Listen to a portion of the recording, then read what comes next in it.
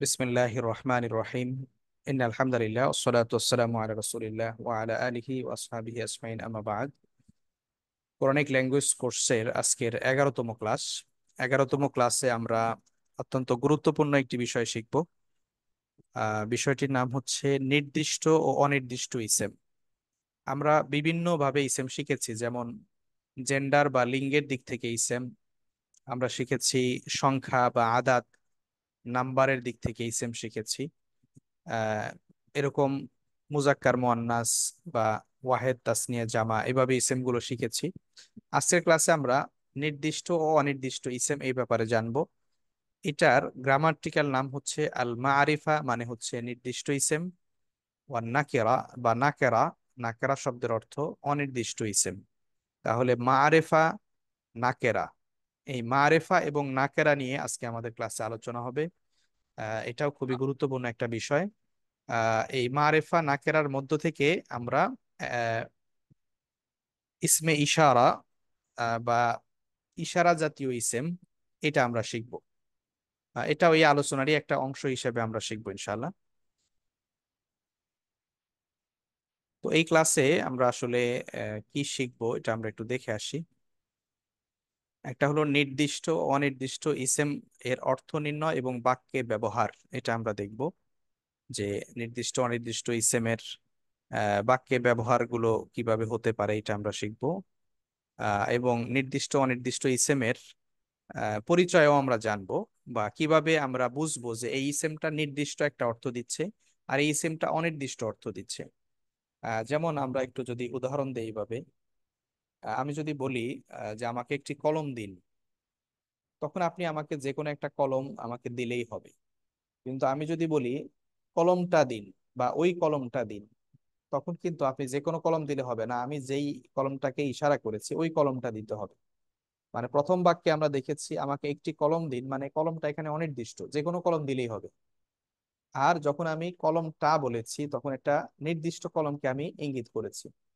তো এরকম আরবি ভাষায় শব্দ কিছু ব্যবহার এরকম আছে যে আপনি আহ এই শব্দটার কিছু চিহ্ন আছে, যে চিহ্নগুলো দ্বারা বোঝা যাবে এই শব্দটা নির্দিষ্ট নির্দিষ্ট কোনো বিষয়কে ইঙ্গিত করছে, কোনোটা অনির্দিষ্ট কোনো বিষয়কে ইঙ্গিত করছে। তো এটা আমরা দেখব। এরপরে আমরা ইশারা জাতীয় শব্দ আছে, ইশারাবাচক শব্দ আমরা বাংলা ভাষায় ইশারা ব্যবহার করি, যেমন এই ওই। ইংলিশে ব্যবহার করি দিস দ্যাট। হ্যাঁ, এগুলো আরবিতেও আছে। এগুলো সবই ইসেম জাতীয় শব্দ। এগুলো আবার মুজাক্কার মুয়ান্নাস আছে, মানে পুরুষবাচক মহিলাবাচক শব্দ আছে। এগুলো দিয়ে কিভাবে ব্যবহার করা হয় এগুলো আমরা আজকের ক্লাস থেকে শিখবো ইনশাআল্লাহ।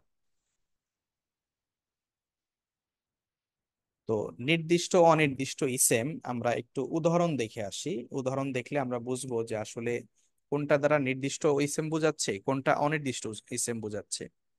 যেমন এটা একটা নির্দিষ্ট ইসেমের লাইন, এখানে শব্দগুলো একটু খেয়াল করুন। যেমন এখানে আমরা দেখছি মুহাম্মাদুন। মুহাম্মদ, এটা একটা নির্দিষ্ট নাম, কোনো ব্যক্তির নাম। আমাদের নবীর নাম মুহাম্মদ, কোনো ব্যক্তির নামও মোহাম্মদ হতে পারে। ঈসা, ইব্রাহিম, এগুলো ব্যক্তির নাম। এরপরে মাক্কা, এটা একটা জায়গার নাম, একটা শহরের নাম। মারিয়াম, এটা একজন মহিলার নাম। জাহান্নাম, হ্যাঁ, এটাও একটা নির্দিষ্ট জায়গার নাম। নিকৃষ্ট বা নির্দিষ্ট যেটাই বলি না কেন, এটা জায়গার নাম। তো এইখানে আমরা দেখছি এই যে শব্দগুলো, এই শব্দগুলো সবগুলোই কিন্তু একটা নির্দিষ্ট ব্যক্তি, স্থান কে বোঝাচ্ছে। তো তার মানে নাম জাতীয় শব্দগুলো কিন্তু নির্দিষ্ট ইসেম। এটা নির্দিষ্ট শব্দ যেটাকে আমরা আরবি গ্রামাটিক্যাল পরিভাষায় মারেফা বলতে পারি, মারেফাতুন। হ্যাঁ, এরপর আমরা এখানে দেখি আরো কিছু নির্দিষ্ট ইসেম এখানে, যেমন হুয়া, সে, হুম, তারা, আন্তা, তুমি, আন্তুম, আনা, নাহনু, এই যে শব্দগুলোর সাথে আমাদের পরিচয় আছে। এগুলো হচ্ছে সর্বনাম জাতীয় শব্দ। তো সর্বনাম জাতীয় শব্দগুলোও আরবিতে নির্দিষ্ট ইসেম হিসেবে ব্যবহার হয়। যদিও হুয়া, সে, সে কে, এটা অনেক সময় আমরা মনে করতে পারি এটা অনির্দিষ্ট। আসলে এই হুয়াটা নামের পরিবর্তে ব্যবহার হয়েছে। সে, তার একটা অবশ্যই একটা নাম আছে। হুম, তারা, তাদেরও নাম আছে। আন্তা তুমি, তোমারও নাম আছে। আন্তুম তোমরা, তোমাদেরও নাম আছে। তো এইভাবে প্রত্যেকটা সর্বনামেরই কি আছে, সর্বনাম নামের পরিবর্তে ব্যবহার হয়, এই জন্য সর্বনামগুলোকেও আরবিতে নির্দিষ্ট ইসেম বা মারেফা হিসেবে গণ্য করা হয়। আবার এখানে আমরা দেখি অনির্দিষ্ট ইসেম। হ্যাঁ, অনির্দিষ্ট ইসেমের মধ্যে আহ আচ্ছা, এখানে অনির্দিষ্ট ইসেম মাঝখানে চলে আসছে আবার। যেমন এখানে একটা শব্দটা দেখি আমরা, রজুলুন মানে একজন লোক। রজুলুন শব্দের অর্থ হচ্ছে একজন লোক। বাইতুন মানে হচ্ছে বাড়ি। সাজারতুন মানে গাছ। কলামুন মানে কলম। রহমাতুন মানে দয়া। নেয়ামাতুন মানে নেয়ামত। এই যে শব্দগুলো বললাম, এগুলো কি আসলে কোনো নির্দিষ্ট কিছু বোঝাচ্ছে? বোঝাচ্ছে না। যেমন রজুলুন একজন লোক, যে কোনো লোক হতে পারে রজুলুন, যে কোনো লোককে রজুলুন বলা হয়।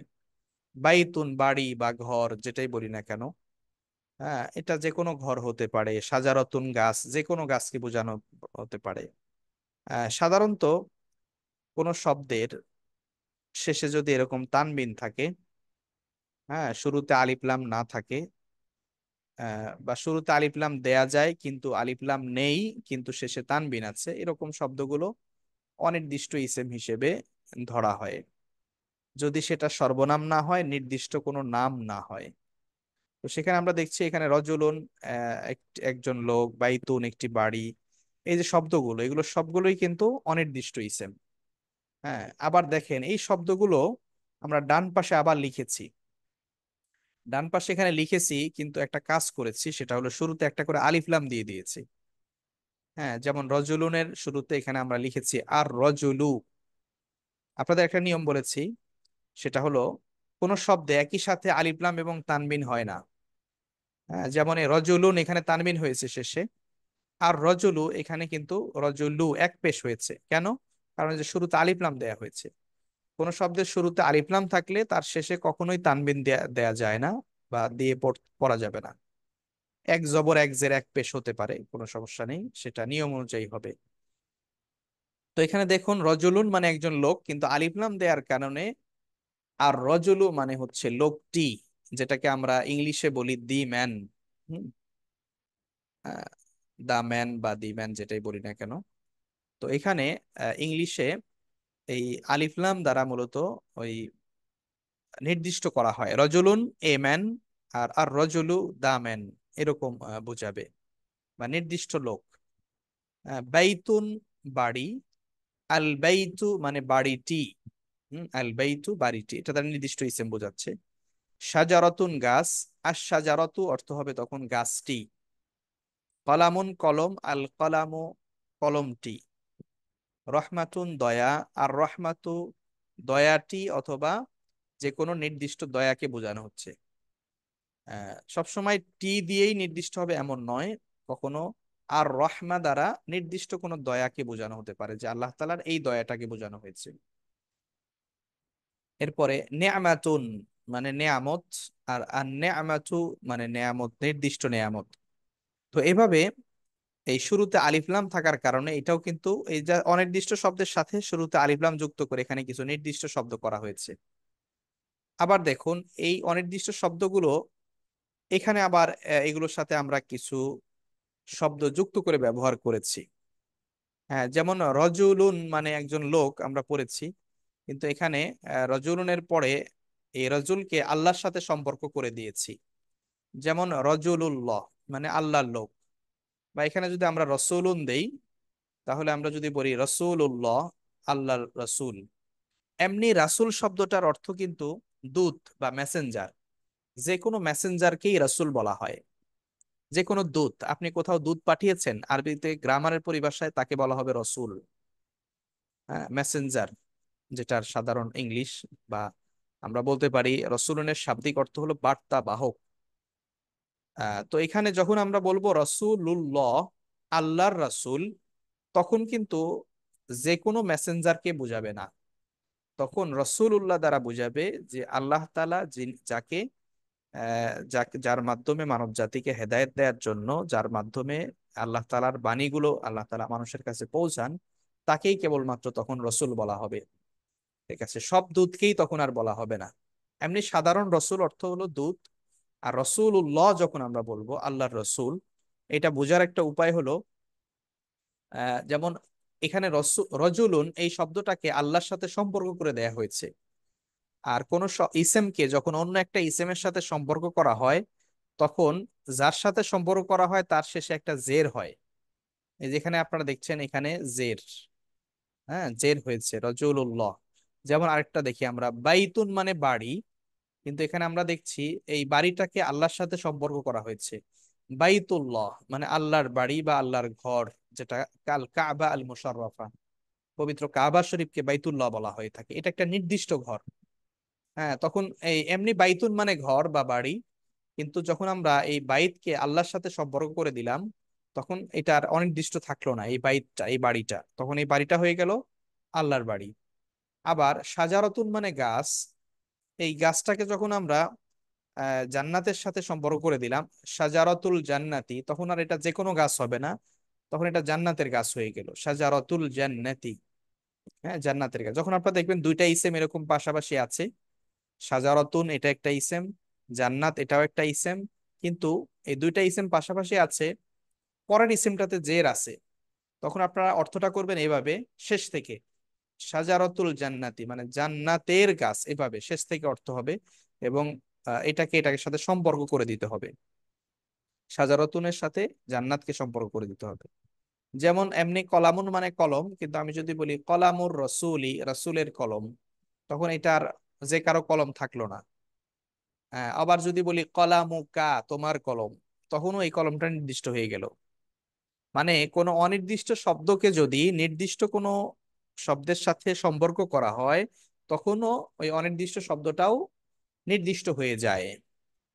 হ্যাঁ, যেমন রহমাতুন মানে আহ দয়া, যে কোনো দয়া, আমি আপনার প্রতি দয়া করলাম, আপনি আরেকজনের প্রতি দয়া করলেন, এটা যে কোনো দয়াকে বোঝায় রহমাত। কিন্তু আমরা যখন বলবো রহমাতুল্লাহ আল্লাহর দয়া, তখন আর এই রহমতটা কিন্তু অনির্দিষ্ট নয়, এটা নির্দিষ্ট হয়ে গেছে। কারণ রহমত শব্দটাকে, এটা একটা অনির্দিষ্ট শব্দ নাকেরা, এই নাকেরা শব্দটাকে আমরা মারেফার সাথে, আল্লাহ শব্দের সাথে আমরা কি করেছি, সম্পর্ক করে দিয়েছি। এরপরে নেয়ামাতুল্লাহ, নেয়ামাত, নেয়ামাতুন মানে আমরা জানি অনুগ্রহ, সেখানে নেয়ামাতকে আমরা আল্লাহর সাথে সম্পর্ক করে দিলাম, নেয়ামাতুল্লাহ আল্লাহর অনুগ্রহ। তো আমরা একটু উদাহরণের মাধ্যমে কিছু নির্দিষ্ট অনির্দিষ্ট ইসেম দেখলাম, যে এখানে নির্দিষ্ট ইসেম হলো নির্দিষ্ট নাম। এখানে সর্বনাম জাতীয় সকল শব্দই নির্দিষ্ট নাম হিসেবে ব্যবহার হয়েছে। এখানে আমরা দেখলাম শুরুতে আলিফ লাম থাকার কারণে এই শব্দগুলো নির্দিষ্ট হিসেবে ব্যবহার হয়েছে। এখানে আমরা দেখলাম শব্দটা অনির্দিষ্ট, কিন্তু নির্দিষ্ট ইসেমের সাথে সম্পর্ক করে দেওয়ার কারণে অনির্দিষ্ট শব্দটাও নির্দিষ্ট হিসাবে ব্যবহার হচ্ছে। এই নির্দিষ্ট ও অনির্দিষ্ট তথা মারেফা এবং নাকেরা, এই দুইটা শব্দ আমাদের জানা থাকতে হবে, বা এই নিয়মটা জানতে হবে, কারণ এগুলোর ব্যবহারের কিছু ব্যাপার আছে, সামনে গিয়ে আমরা পাবো।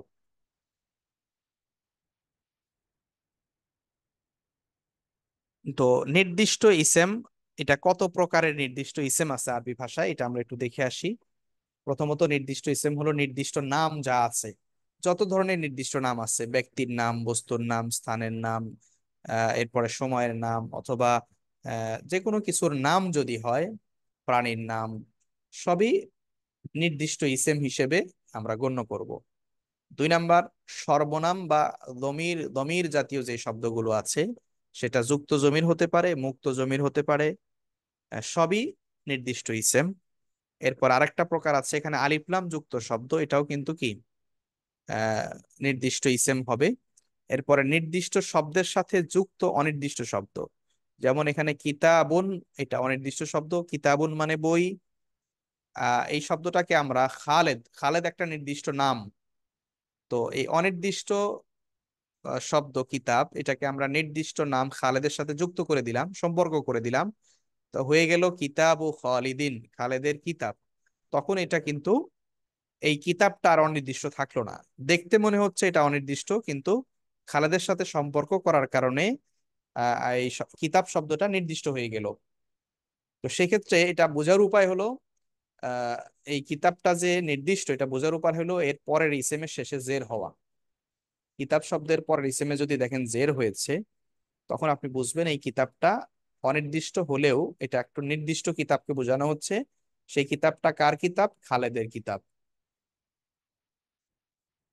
যেমন এখানে আরেকটা নির্দিষ্ট আরেকটা ইসেম হলো ইশারাবাচক ইসেম, মানে যেই শব্দগুলো দিয়ে ইশারা করা হয়। যেমন হাদা মানে এই, যালিকা মানে ওই, যেটাকে আমরা ইংলিশে হাদা মানে দিস আর যালিকা মানে দ্যাট হিসাবে আমরা জানি।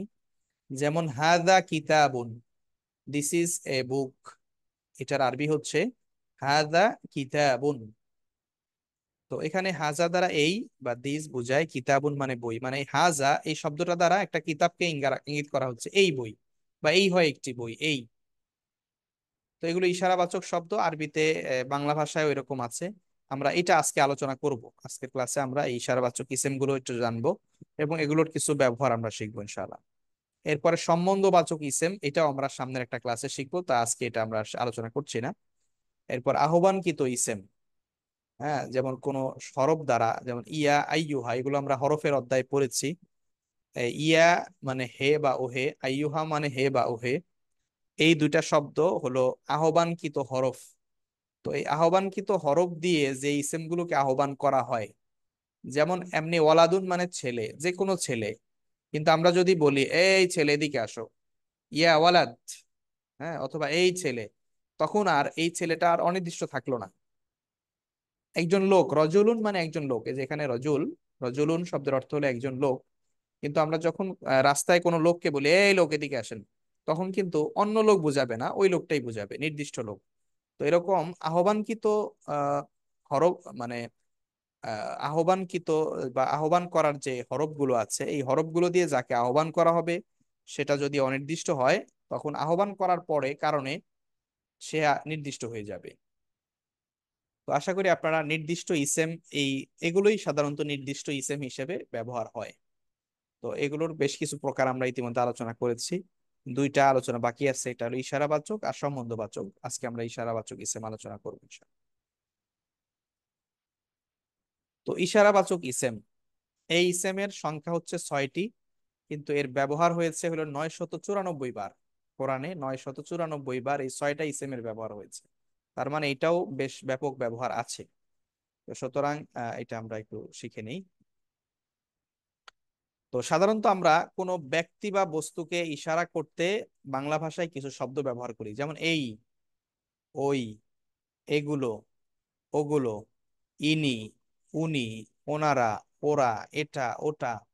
এই যে শব্দগুলো আমরা বাংলা ভাষায় ব্যবহার করি, এগুলো কিন্তু ইশারা করার জন্য এই শব্দ ব্যবহার করি আমরা, কোনো ব্যক্তি বা বস্তুকে ইঙ্গিত করার জন্য। যেমন এই বইগুলো আমার, বা ওগুলো তোমার, ইনি হচ্ছেন রাসূল, বা ইনি হচ্ছেন ডাক্তার, বা উনি হচ্ছেন ডাক্তার, ওনারা হচ্ছে মুসলিম, বা ওনারা হচ্ছে অমুসলিম, ওরা হচ্ছে মুসলিম, এরকম ওরা দিয়ে এটা দিয়ে আমরা বলি যে এটা হচ্ছে বই, ওইটা হচ্ছে কলম। এরকম এই শব্দগুলো কিন্তু আমরা বাংলা ভাষায় ব্যাপক ব্যবহার করি এবং ভাষাতেও এই শব্দগুলো অনেক ব্যবহার হয়। তো সুতরাং আরবিতেও এগুলোর ব্যবহার আছে, যেহেতু ভাষাগুলো ভাষার ব্যবহারগুলো অনেকটা সব ভাষাই কিন্তু শব্দগুলোর বা গ্রামাটিক্যাল নিয়মগুলো অনেকটা সব ভাষাই কাছাকাছি ব্যবহার নিয়মগুলো থাকে সাধারণত। যেমন ইশারাবাচক শব্দ যেরকম বাংলায় আছে, ইংলিশে আছে, আরবিতেও আছে। তো এরকম অন্যান্য ভাষায় হয়তো বা অন্য কোনো শব্দ দিয়ে সেটা বোঝায়। তো এগুলো আছে এবং এগুলোর ব্যবহারও বেশ ব্যাপক ব্যবহার আপনারা দেখছেন। তো এগুলোকে, এই শব্দগুলোকে ইশারাবাচক শব্দ বলা হয়ে থাকে। আর এগুলো ইসেমের, আরবিতে এগুলোকে ইসেমের মধ্যে কাউন্ট করা হয়েছে, যে এই জাতীয় শব্দগুলো ইসেম। এবং এগুলোকে আরবি গ্রামাটিক্যাল পরিভাষায় বলা হয় ইসমে ইশারা। ইসমে ইশারা বা ইসমুল ইশারা বলা হয়ে থাকে। ইসমুনের বহু বচন হচ্ছে আসমাউন, যেহেতু এগুলো 6টা শব্দ, এই জন্য আসমাউল ইশারা বলা হচ্ছে, মানে ইশারার ইসেম সমূহ। ইসমে ইশারাও বলা হয় বা ইসমুল ইশারাও বলা হয়, আবার আসমাউল ইশারাও বলা হয়। ইসমে ইশারা দ্বারা একটা আহ ই- ইশারার একটি ইসেম বোঝায়, আর আসমাউল ইশারা দ্বারা ইশারা করার ইসেম সমূহকে বোঝাবে। মানে এই সবগুলোকে একত্রে বলা হবে আসমাউল ইশারা, আর এই একটাকে বলা হবে ইসমে ইশারা, মানে ইসমুল ইশারা। তো এগুলো আমরা কয়টি দেখে আসি। আরবি ভাষায় 6টি আমরা বলেছিলাম। ইশারা করার ইসেম সাধারণত 6টি। কোরআনে 6টির ব্যবহারই এসেছে। গ্রামারে আরেকটু পার্থক্য আছে, সেটা আমরা একটু পরে বলছি। যেমন এখানে শব্দগুলো একটু দেখে আসি। হাজা মানে এই, কোন পুরুষকে ইঙ্গিত করার জন্য হাজা ব্যবহার হয়। হাদিহি এটা মহিলাকে ইশারা করার জন্য ব্যবহার হয়। হাদা, হাদিহি। যেমন হাদা রজুলুন, এই হয় একজন লোক। অথবা হাদিহি ইমরাআতুন, এই হয় একজন মহিলা, এরকম ব্যবহার হয়। হ্যাঁ, হাদা ওয়ালাদুন, এই হয় একটি ছেলে। হাদিহি আহ ইবনাতুন আও হাদিহি বিনতুন, এই হয় একটি মেয়ে, এরকম ব্যবহার হয়। আবার হা উলাই, এইগুলারই বহুবচন রূপ হচ্ছে হা উলাই। এটার পুরুষ মহিলা একই শব্দের ব্যবহার হয়, হা উলাই।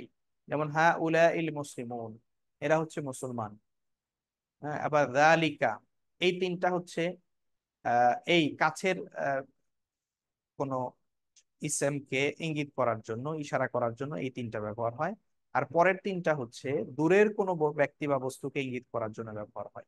যেমন যালিকা ওই, অর্থাৎ এই প্রথম তিনটা হচ্ছে দিস, আর পরের তিনটা হচ্ছে দ্যাট।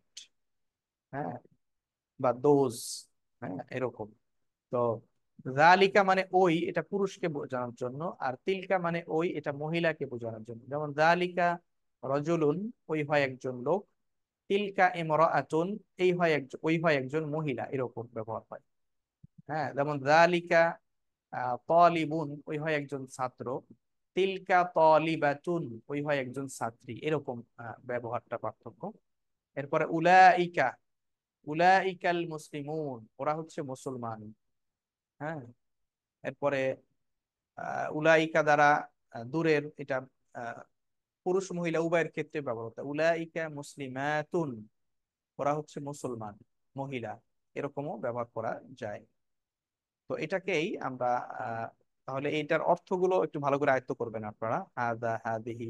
হাজা মানে এই, পুরুষ বাচক। হাদিহি এই, এটা মহিলা বাচক। হা উলাই, এগুলোরই বহু বচন। এরা, এগুলো পুরুষ মহিলা। দালিকা ওই, এটা পুরুষ। তিলকা ওই, এটা মহিলা। উলাইকা, এটা এই পরের তিনটা দূরবর্তী। এটাকে আরেকটু বোঝার সুবিধার্থে আমরা এখানে একটু আলাদা করে দিয়েছি, যে হাজা, হাজি, হা উলাই এগুলো হচ্ছে নিকটবর্তী ব্যক্তি বস্তুকে ইশারা করার জন্য ব্যবহার হয়।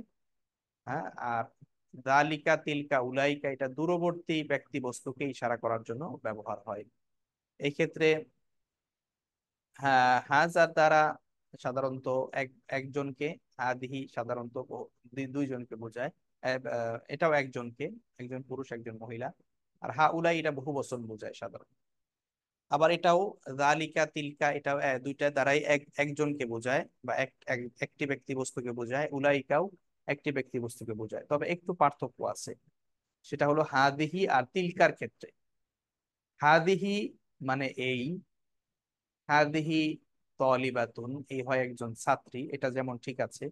একজন মহিলাবাচক কোন শব্দকে ইঙ্গিত করার জন্য ব্যবহার হয়। আবার তিলকা তলিবাতুন, ওই হয়, হাদিহি তলিবাতুন, এই হয় একজন ছাত্রী। তিলকা তলিবাতুন, এটা দ্বারা ওই হয় একজন ছাত্রী বোঝায়। তাহলে এখানে আমরা দেখলাম হাজি এবং তিলকা, এটা একজন মহিলাকে ইশারা করার জন্য ব্যবহার হয়। এটার একটা ভিন্ন ব্যবহার আছে। ভিন্ন ব্যবহার হচ্ছে আহ কোন বস্তুবাচক যদি বহুবচন হয়, বস্তুবাচক বহুবচন যদি হয়, যেটা ব্যক্তি নয়, বস্তু, এমন বহুবচনকে ইশারা করার জন্য হাদিহি অথবা তিলকা ব্যবহার হয়। হ্যাঁ, অথবা আরেকটা বলতে পারি, আমরা ওই যে বহুবচনের নিয়ম বহির্ভূত বহুবচন শিখেছি।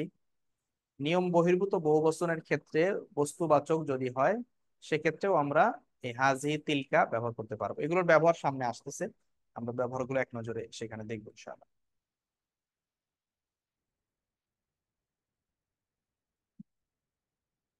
তো হাজার ব্যবহারটা আমরা দেখি। হাজার ব্যবহার এখানে আসছে, যেমন হাদা সিরাতুন, এই হয় একটি পথ বা রাস্তা। হ্যাঁ, হাদা বায়ানুন, এটা একটা বর্ণনা। বায়ান, বয়ান আমরা বলি না, বয়ান, সেই বয়ান বা বায়ান, বর্ণনা। আবার এই হাজার সাথে হরফ যুক্ত হয়, যেমন বিহাজা। বি মানে দ্বারা, হরফ হিসাবে আমরা পড়েছি অব্যয়। বিহাজা, এই বি যুক্ত করে। লিহাজা মানে এটা দ্বারা। হ্যাঁ, লিহাজা মানে এটার জন্য বা এ জন্য। লি মানে জন্য, আর এর সাথে হাজা যুক্ত করে লিহাজা এ জন্য বা এ কারণে। হ্যাঁ, এরকম আমরা বলি। তো এই ব্যবহারগুলো আপনারা একটু অনুশীলন করবেন। এরপরে হাদিহি, এই এই হাজাটা কিন্তু পুরুষবাচক এবং নিকটবর্তী ব্যক্তি বস্তুকে ইশারা করার জন্য ব্যবহার হয়। হাদিহিটা আমরা দেখি, যেমন সাজারাতুন এটা মুয়ান্নাস, তো হাজিহি এটা মুয়ান্নাস। তো হাদিহি সাজারা, এই এই গাছটি। হাদিহি সাজারা এই গাছটি। হাদিহিল কারিয়া এই জনপদটি। হাদিহিল হায়াত এই জীবন। হাদিহিল আনআম এই পশুগুলো। দেখেন এখানে এই যে আনআম, আনআম শব্দটা নিয়ম বহির্ভূত বহুবচন।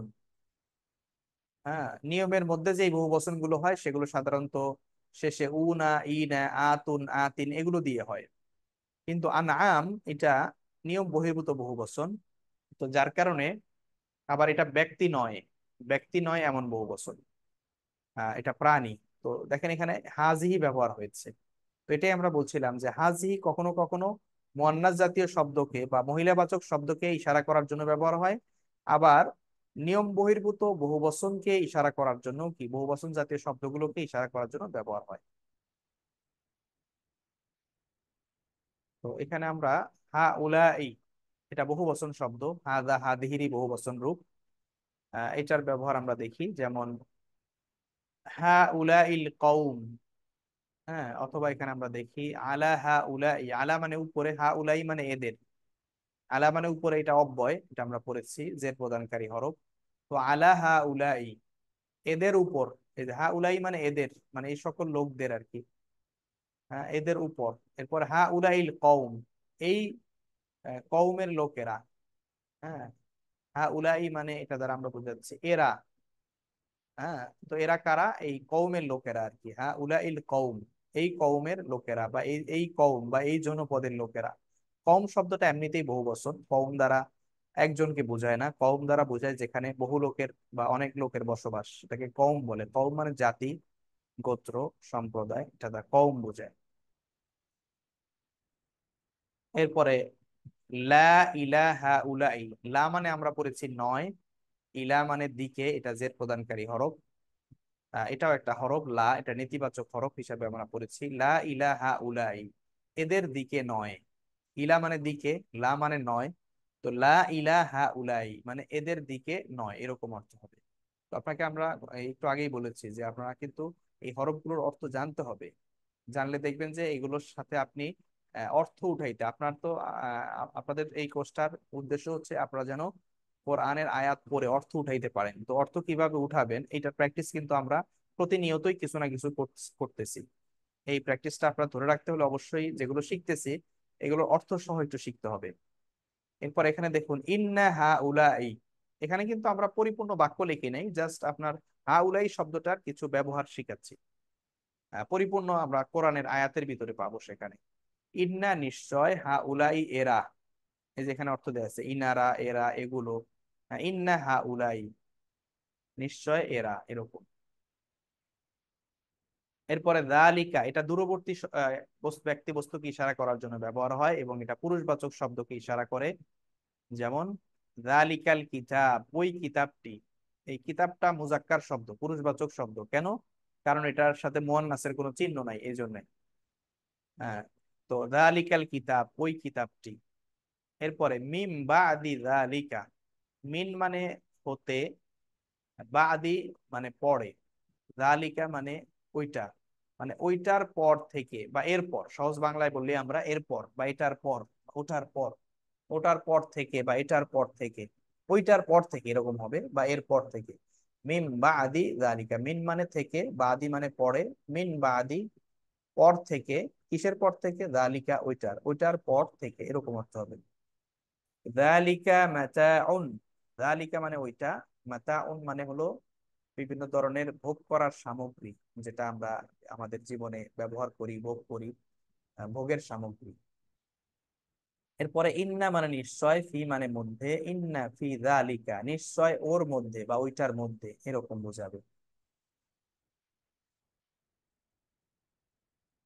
আমরা দেখি এখানে তিলকা। হ্যাঁ, তিলকা।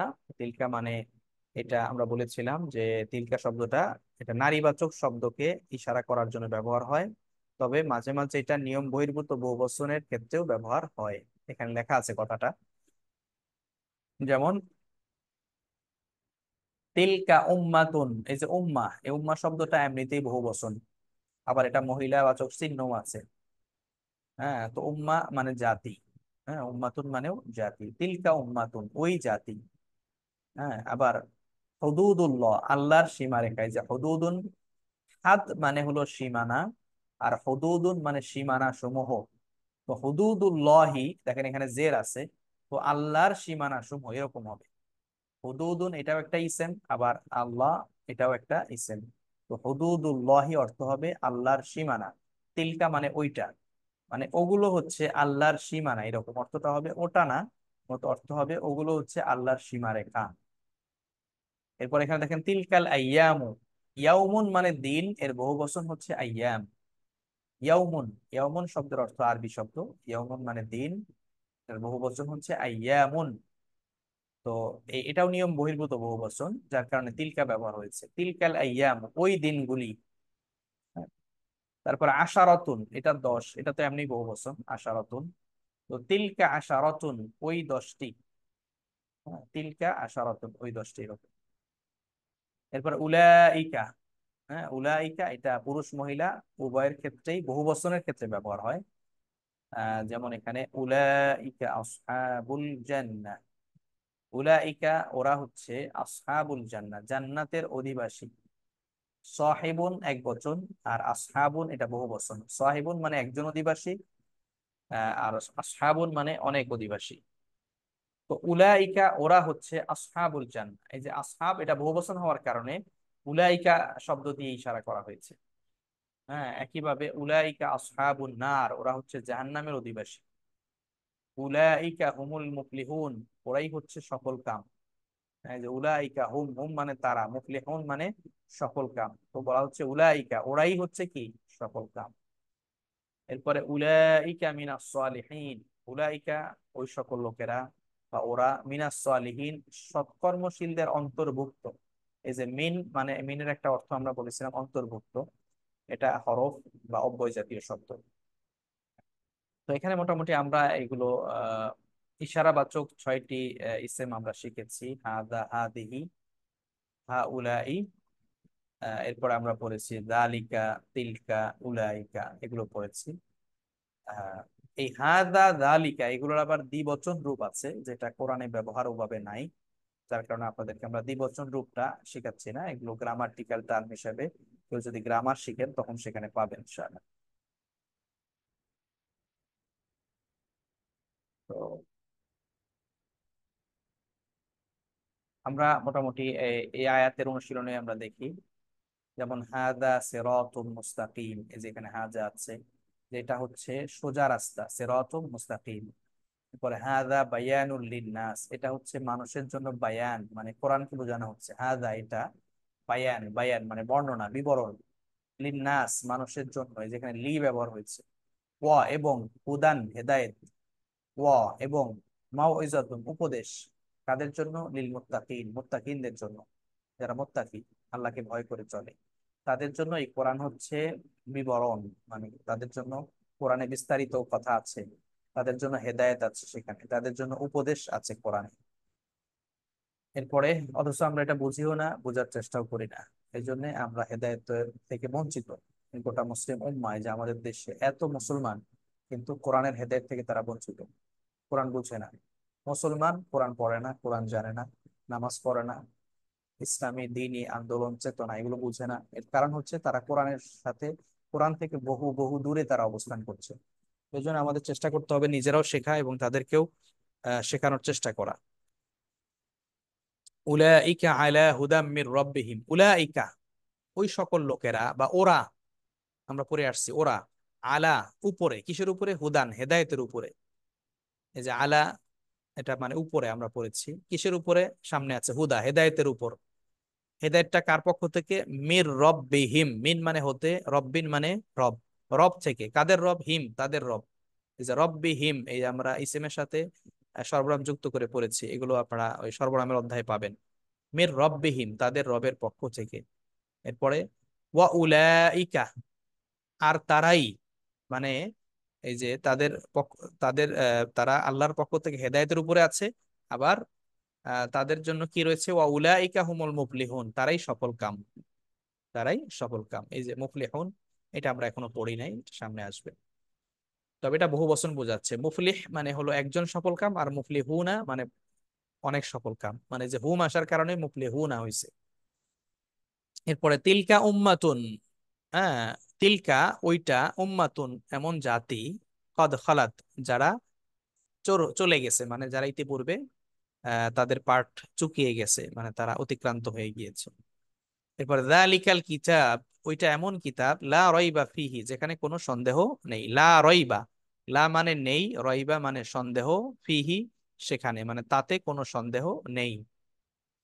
এরপরে ওয়ালা তাকরাবা, তোমরা, এটা ফেল, ওয়ালা তাকরাবা, তোমরা নিকটবর্তী হয়েও না, তোমরা দুজনে, হাদিহি শাজারা, এই গাছটির, এই যে হাজিহি শাজারা, এই গাছটির নিকটে হয়েও না, ফাতাকুনা, তাহলে তোমরা হয়ে যাবে মিনাজ জালিমিন, জালিমদের অন্তর্ভুক্ত। এরপরে আম্বিউনি, এগুলো ফেল, ফেল আমরা এখনো শিখে নাই, ফেলের অধ্যায় সামনে আসবে। আম্বিউনি, আমাদেরকে আপনি জানান, বা তুমি আমাদেরকে আহ, বর্ণনা করো বা বলো, বি আসমাই, নামগুলো, হ্যাঁ উলাই, এই জিনিসগুলোর, মানে এই জিনিসগুলোর নাম তুমি আমাদেরকে বলো, ইন কুনতুম সাদিকিন, মানে তোমরা আমাকে বলো এই জিনিসগুলোর নাম, ইন কুনতুম সাদিকিন, যদি তোমরা সত্যবাদী হয়ে থাকো। আহ ওই যে ইন মানে যদি, এটা আমরা পড়েছি, কুনতুম মানে তোমরা, আনতুমের পরিবর্তে ব্যবহার হয়। সাদিকিন, সাদিক থেকে বহু বচন সাদিকিন, যদি তোমরা সত্যবাদী হও তাহলে আমাকে এই জিনিসগুলোর নাম বলো। আচ্ছা, এরপরে আমরা দেখি উম আরো কিছু অনুশীলন আছে, যেমন রব্বানা, হে আমাদের রব, আখরিজনা, আমাদেরকে বের করুন, এটা ফাইল, মিন হাযিহিল কারিয়া, এই জনপদ থেকে। কেমন জনপদ, জালেম, জালেম জনপদ। হাদিল কারিয়াতি জালিম, জালিম সম্প্রদায় থেকে আমাদেরকে বের করে নেন। আহলুহা মানে যার, এই যে জনপদের লোকেরা, আহলুন মানে হলো অধিবাসী আর কি। তো আহলুহা মানে এই গ্রামের লোকেরা, তারা কি জালেম, তো এই জালেম সম্প্রদায়ের লোকদের থেকে আমাদেরকে বের করে নিন। তিলকা হুদুদুল্লাহ, ওগুলো হচ্ছে আল্লাহর সীমারেখা, ফালা তাকরাবুহা, এর ধারে কাছেও তোমরা যাবে না, এটা ফেল। ওয়াল্লাযীনা কাফারু, আর যারা কুফরি করে, এই কাফারু এটা ফেল। ওয়াকাযযাবু, এটাও ফেল, এবং তারা মিথ্যা প্রতিপন্ন করে বা অস্বীকার করে, বি আয়াতিনা, আমার আয়াত সমূহকে। এই যে আয়াত, এটা আয়াতুনের বহু বচন, আয়াতি না, না মানে আমাদের, আয়াতিনা আমাদের আয়াতকে, উলাইকা তারা হচ্ছে আসহাবুন নার, তারা হচ্ছে জাহান্নামের অধিবাসী। হুম ফিহা খালিদুন, হুম তারা, ফিহা সেখানে, খালিদুন তারা চিরস্থায়ী হবে। এরপরে ওয়ায়াকুলুনা, তারা বলে, এরা বলে, তারা বলে, হ্যাঁ উলাই এরা, বা এই এরা, শুফাআউনা আমাদের জন্য সুপারিশ করবে, আইনদাল্লাহ আল্লাহর কাছে। মানে মিথ্যাবাদীরা তারা আহ দুনিয়ায় বিভিন্ন বুজুর্গ অথবা যাদের তারা পূজা করে তাদেরকে বলবে এরা আমাদেরকে আল্লাহর কাছে সুপারিশ করবে, এরকম বলে। আচ্ছা, তো মোটামুটি এই বিষয়গুলো আমরা এখান থেকে পড়লাম। আজকে আমরা দুইটা বিষয় ভালো করে শিখেছি, একটি হলো মারেফা নাকেরা, মানে ইসেমকে নির্দিষ্ট অনির্দিষ্টতার দিক থেকে দুই ভাগে ভাগ করা হয়েছে, একটি হলো মারেফা, আর একটি হচ্ছে নাকেরা বা নির্দিষ্ট অনির্দিষ্ট ইসেম। এই নির্দিষ্ট ইসেমের মধ্যে আমরা যদি নির্দিষ্ট ইসেম চিনি তাহলে অনির্দিষ্ট ইসেম এমনি চেনা যাবে। নির্দিষ্ট যেটা যে ইসেম নির্দিষ্ট না, নির্দিষ্ট ইসেমের যে চিহ্নগুলো আমরা পড়েছি, যেমন শুরুতে আলিফ লাম হওয়া, কোনো ব্যক্তি বস্তুর নাম হওয়া, সর্বনাম হওয়া, ইশারাবাচক শব্দ হওয়া, বা ওই সম্পর্কযুক্ত শব্দ হওয়া, এরকম যে বিষয়গুলো পড়েছি, এগুলোর বাহিরের শব্দগুলোই মূলত অনির্দিষ্ট ইসেম। তো এর ভিতরে আমরা ইশারাবাচক ইসেমগুলো আজকে পড়েছি, এগুলো আপনারা একটু ভালো করে পড়বেন। আর আপনাদের মধ্য থেকে যারা বিশেষ করে এখানে তো নির্দিষ্ট একটি ব্যাচ, এখানে আপনারা ক্লাস করছেন, যারা সাধারণ মানুষ আছে, যারা কোরআন শিখতে চায়, তাদের জন্য আমাদের নতুন একটা ব্যাচ শুরু হচ্ছে। সেই ব্যাচে যারা ভর্তিতে আগ্রহী, আপনারা এই যে নাম্বার দেয়া আছে এখানে স্ক্রিনে, এই নাম্বারে যোগাযোগ করলে যারা যে কোনো লোকই এই কোর্সে অংশগ্রহণ করতে পারবে, নারী পুরুষ সহজে কেউ অংশগ্রহণ করতে পারবে। যারা অন্তত কোরআন দেখে পড়তে পারে, রিডিং পড়তে পারে, তারাই এই কোর্সে অংশগ্রহণ করতে পারবে। তো ইনশাল্লাহ আমাদের কোর্সগুলো প্রতিনিয়তই সহজ থেকে সহজীকরণ করা হচ্ছে। প্রত্যেকটা কোর্সই আরো সহজ করা হচ্ছে যেন আপনারা আরো সহজে বুঝতে পারেন, এবং আরো প্র্যাকটিস অনুশীলন এগুলো বাড়ানো হচ্ছে যেন আপনারা আরো ভালো করে শিখতে পারেন ইনশাআল্লাহ। তো সবাইকে ধন্যবাদ জানাচ্ছি আজকের ক্লাসে। কারো কোনো প্রশ্ন বা জানার বিষয় থাকলে প্রশ্ন করতে পারেন ইনশাআল্লাহ। জি, আসসালামু আচ্ছা। আলাইকুম। আমার আমার একটা কথা আছে, জানতে চাচ্ছি আপনার কাছে, মুহতারামের কাছে, যে আপনি যেভাবে পড়াইতেছেন